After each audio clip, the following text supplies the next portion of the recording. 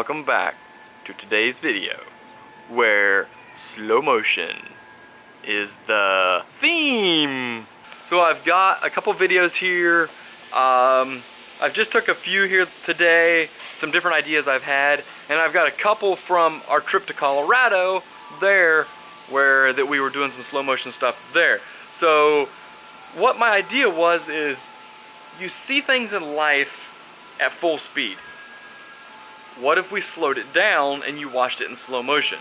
Now, disclaimer, this isn't the Slow Mo Guys channel. I'm not in competition with them. I'm not going to be a phantom camera that is shooting at 17,000 frames a second.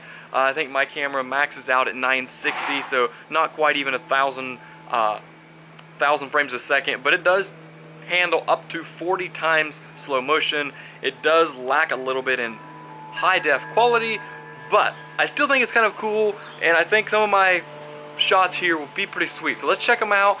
With that, let's get into it. I'll probably do one of my shots here from today. I'll jump to Colorado, give you a shot. We'll come back here, maybe jump around a little bit, but should be 4 or 5, hopefully, as long as all the edits turn out good, of shots. So let's check them out. Okay, real quick too, I just want a quick description, a disclaimer. What I'm showing, I'm going to show it in full, like at normal speed first, and that I filmed with my iPhone. I have an iPhone 6s Plus, and then my slow motion is captured via Sony RX100 Mark V, and so that's the only the two shots you'll see. You'll probably notice some color differentiation between the two. So the full speed, or what I'll say the one-time speed, is iPhone, and the slow motion is my Sony RX100.